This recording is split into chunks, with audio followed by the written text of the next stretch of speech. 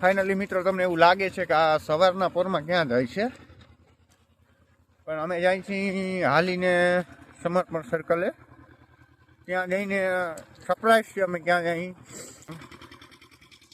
તો આ છે અમારી ગેંગ અને ફાઇનલી તો મામાને લઈને આપણે જવાનું છે. પહોંચીને ડાયરેક્ટ તમને ખબર પડશે કે આ તો પાર્કમાં આવી ગયા. ઓકે, ચાલો તો જોડાઈ રહેજો અમારા વ્લોગની અંદર. જામનગરનું વર્લ્ડ ફેમસ હાટકેશ્વર મહાદેવ મંદિર. મહાદેવ વર બધાને. હજી તો આપણે 3 તીકડા કામ બીગડા હેલા જઈ.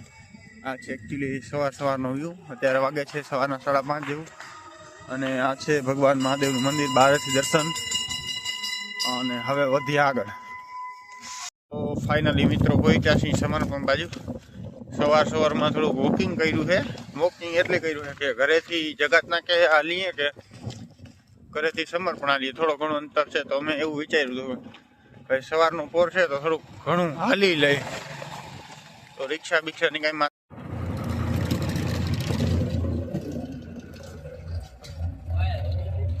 મિત્રો મોટો બધો કાંડ થઈ ગયો. બસમાં જગ્યા ના હોવાથી બાળકો ઉતરી ગયા છે અને હવે બીજી બસની રાહ જોવાની છે. ત્યાં સુધી મારી સાથે બન્યા રહો. જય માતાજી. મશીન જોઈને મામાને ઈચ્છા થાય આ તો વખતે ખરીદવા. પછી આ પબ્લિક પૂછશે લીધું કે નહીં. પટેલમાં જવાનું છે. ચાલો પટેલ બસ આવી છે તો જઈએ પૂછીએ શું છે. સવારના ટ્રાફિકમાં જગ્યા તો બગ્યા મળતી નથી. પછી સાયકલમાં બેસવું પડે છે. કંટાળો તો આવે છે પણ શું કરે મિત્રો, જવું તો પડશે. ફાઇનલી નક્કી થઈ ગયું. સવારે 4 વાગે ઉઠીને નક્કી થયું ને નીકળી ગયા ભાઈ. જો આ ભાઈ થોડોક સવારનો જોઈ લ્યો તમે વ્યૂ. આ પહોંચી ગયા છીએ આપણે સ્વામિનારાયણ મંદિરની આસપાસ.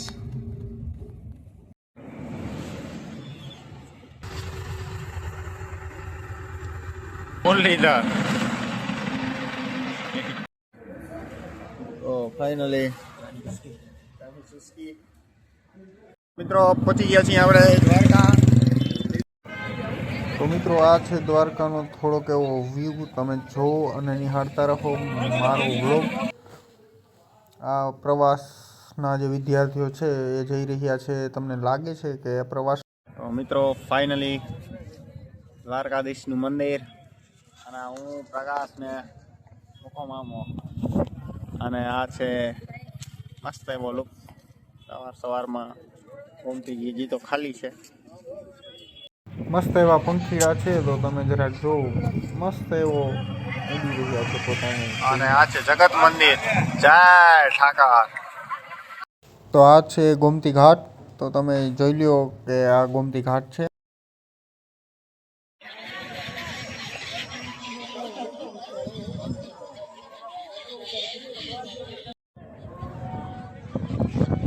તો આ માછલીઓ છે અને હવે આપણે જશું માછલીને જોવા. આ મારી ડૂબકી.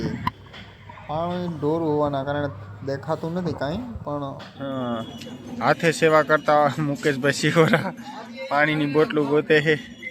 હા વાહ ભાઈ વાહ. તો હવે ફાઇનલી ચા પીવાનો વારો આવ્યો હોય તો ચા પી નાખી. મસ્ત એવી ચા છે એવું લાગે.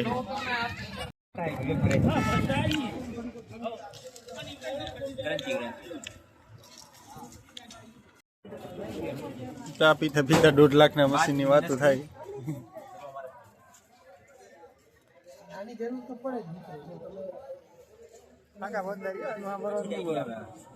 શું કેસ?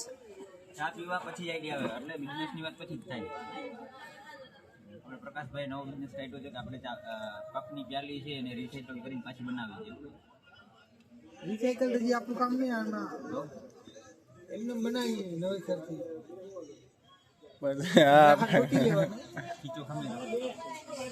લોન કરાવી લો. ખોટો મારો વ્લોગ લાંબો થઈ જાય. તો ફાઇનલી મિત્રો નીકળી ગયા બારા. હવે જઈએ છીએ ઘરે. શું કરસ મુકા? આજે આપણો ટાસ્ક છે કોઈ પણ કાર ઊભી રાખવાનો, પછી કે ટેક્સી હોય કે પ્રાઇવેટ. લગભગ તો નહીં ભેગું થાય તારું. ઘણી બધી ફોર વ્હીલો આવે છે પણ મુકેશ મામાને કોઈ ફાવ દેતી નથી. 30 લાખની ફોર વ્હીલ વાળો તારા માટે તો રાખો. મારે ઈ જ જોવું છે. બીજે ગાડી ઊભી રાખે છે. આ છે ખુદ એક ડ્રાઈવર છે, ફોર વ્હીલ હકાલે છે ગેમ્બલર. અને સારું એવું ડ્રાઇવિંગ પણ છે. નથી ભેગું થતું.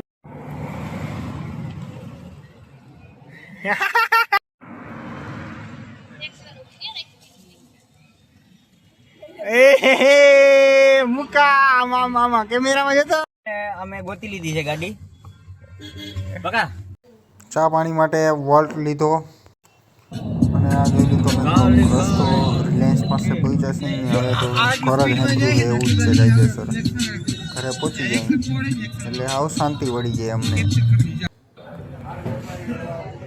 દાબે હો દાબે. મજા આવે પકા.